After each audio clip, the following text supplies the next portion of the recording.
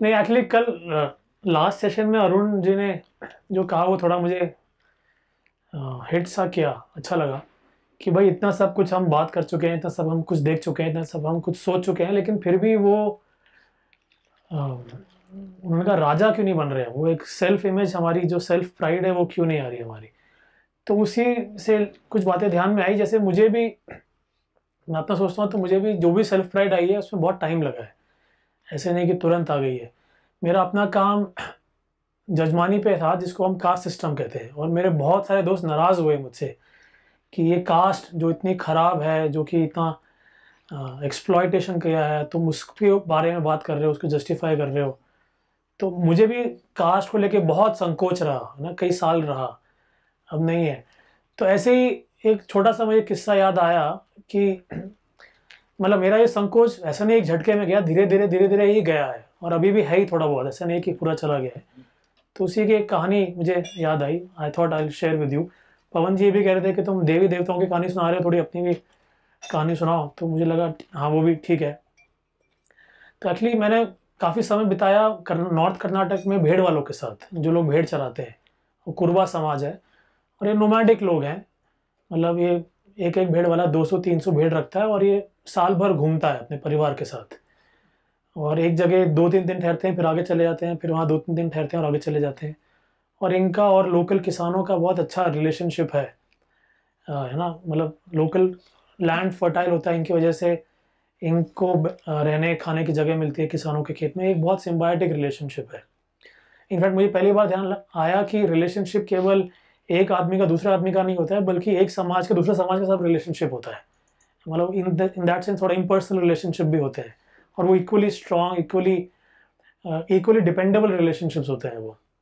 तो ये वहाँ की कहानी है। एक भेड़ वाले हैं, अभी भी हैं, must be 85 now, Neelkanth Nagappa Kurbar, सब लोग मामा कहते हैं। नॉर्थ कर्नाटक में शायद ग्रैंडफादर को मामा कहते हैं, तो उनको सब मामा कहते हैं। तो शाम का वक्त ऐसे ही था, भेड़ वाले बैठे थे, मैं भी बैठा था, और आग जली हुई थी, और ये मामा कुछ बच्चों को कहानी सुना रहे थे। वो कहानी बहुत इनकी कॉमन कहानी है कि कोई एक भेड़ वाला है, यंग लड़का है, वो बहुत ही भोला भाला है। वो इतना भोला भाला है कि लोग उसको बुद्धू बना देते हैं। कई बार वो खुद ही अपनी इनोसेंस से बुद्धू बन जाता है, और वो एक कहानी चलती रहती है ना, वो कैसे बुद्धू बनता है, फिर क्या होता है, वो एक तरह का उसमें ह्यूमर है उस कहानी में। तो उस कहानी में एक पॉइंट ये आता है कि ये जो लड़का है, इसकी बड़ी बहन है, वो बहुत इसके लिए फिक्र करती है कि मेरा भाई इतना इनोसेंट है ना, इसको थोड़ी भी दीन दुनिया की समझ नहीं है, मैं क्या करूं इसके लिए। तो एक दिन वो तय करती है कि मैं अपने भाई को वैश्या के पास भेजूंगी, कि वैश्या के पास जाएगा तो थोड़ा बहुत समझेगा।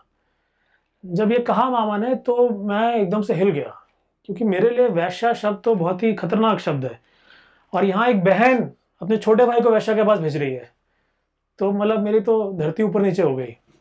बाद में मैंने पूछा, मामा बहन वैश्या के पास भेज रही है, या कुछ अजीब सा लगा? तो कहता हाँ भेजते हैं ना वैश्या के पास।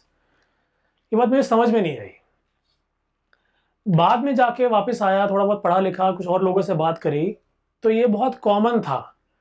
राजा महाराजा अपने लड़कों को वैश्या के पास भेजते थे। जो सेठ लोग हैं, जो दुकान पे बैठे हैं, वो अपने लड़कों को वैश्या के पास भेजते थे।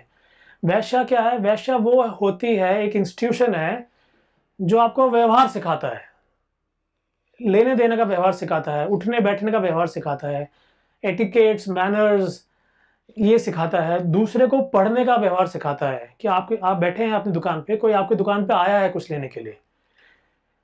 He may not know what he actually wants. No, he has some fake idea, but the person sitting will should know कि अच्छा इसको ये चाहिए। ये जो सेंस है, जिसको हम दुनियादारी की समझ कहते हैं, व्यवहार कहते हैं, ये वैश्या से आता है। तो मेरा मेरे में जो हिचक थी कि अरे हमारे यहाँ वैश्या तो होती थी, हाँ मैं उसको कैसे डिनाई करूं, एकदम से वो शैटर हुई।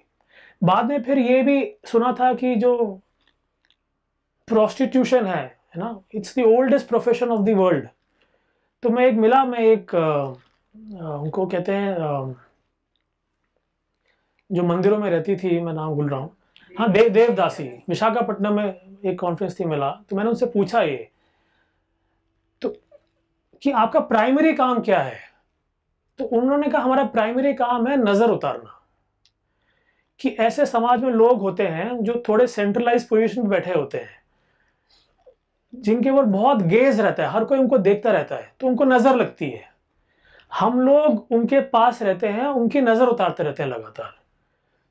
तो ये बात मुझे क्लिक हुई कि जो ओल्डेस्ट प्रोफेशन है उसका मतलब यह है कि नजर उतारना ओल्डेस्ट प्रोफेशन है। मतलब प्रोस्टिट्यूशन ओल्डेस्ट प्रोफेशन या वैश्या वृत्ति, वैश्या का काम ओल्डेस्ट प्रोफेशन का मतलब है नजर उतारना।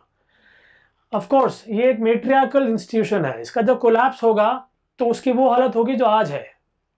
मतलब मेरी समझ से जब कोई हमारे यहाँ पेट्रियार्कल इंस्टीट्यूशंस में रहे हैं, मेट्रियार्कल इंस्टीट्यूशन में रहे हैं, पेट्रियार्कल इंस्टीट्यूशन जब कोलैप्स करते हैं तो जमीन पे आ जाते हैं, मतलब वो लैंड से उगाना चालू करते हैं।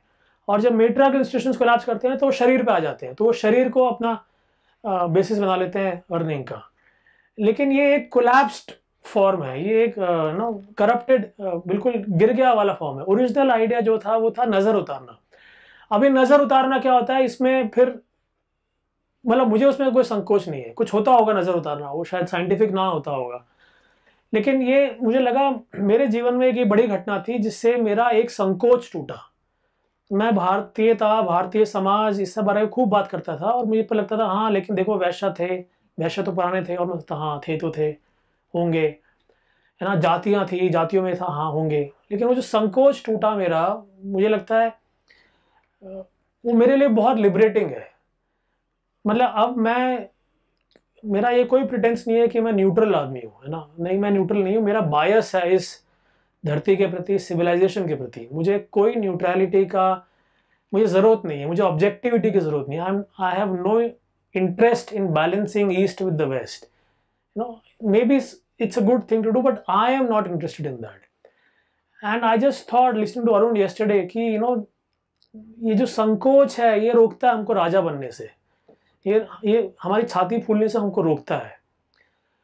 इस संकोच का रिएक्शन में फिर हम एरोगेंस पे हो जाते हैं, लेकिन ये संकोच मुझे लगता है शायद हम सभी में होगा, उस पर थोड़ा जाना चाहिए वो। तो ये एक कहानी मुझे सोचा I will share with you.